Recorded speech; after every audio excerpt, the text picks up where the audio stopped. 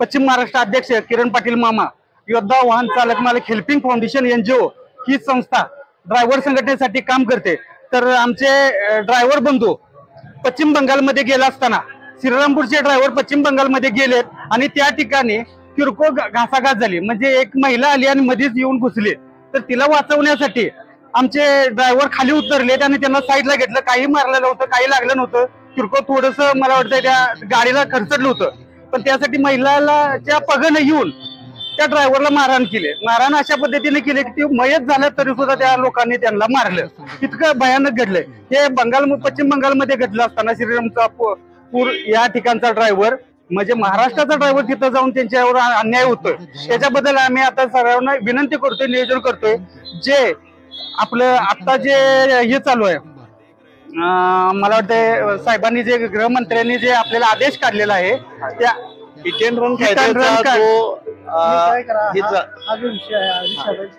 हो तिकडे पण जाणार आहे। फक्त सर्वांनाच माहितीसाठी आम्ही 2-3 ठिकाणी निवेदन देतोय, तर हे तुमच्या माहितीसाठी आम्ही तुम्हाला सांगतोय।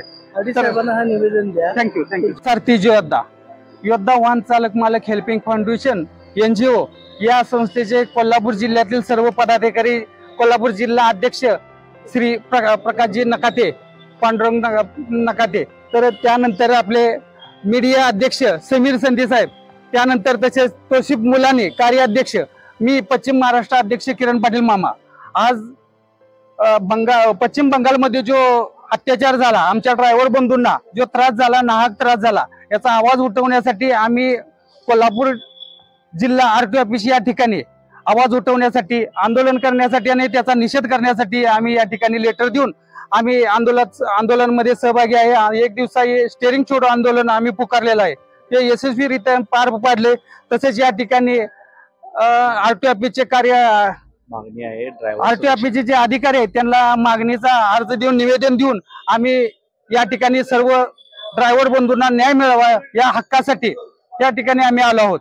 तसेच पश्चिम बंगालमध्ये जो श्याम ड्रायव्हर म्हणून आहेत, त्या श्याम ड्रायव्हरना त्यांच्या गाडीला एका महिलेने येऊन धक्का मारला, तर ती महिलेला थोडंफार त्यांच्या गाडीला लागलं असताना तिथील येणाऱ्या ज्या प्रेक्षकांनी किंवा त्यांच्या पब्लिकने अतिशय मारझोड केली। तर ती मारझोड इतक्या मोठ्या प्रमाणात होती की मारझोड करत असताना त्यांचा मृत्यू झाला। ती मृत्यू झाला असताना सुद्धा परत त्यांना मारत होते।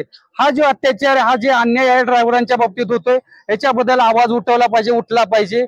आम्ही कोल्हापूर जिल्ह्यातर्फे तसेच आमचे योद्धा वाहन चालक मालक हेल्पिंग फाउंडेशन संस्थापक अध्यक्ष श्री प्रकाशजी दंडगवाळ यांच्या मार्गदर्शनाखाली आम्ही कोल्हापूरमध्ये मोठ्या प्रमाणात आंदोलन छेडलं आहे। जय हिंद, जय सारथी, जय योद्धा।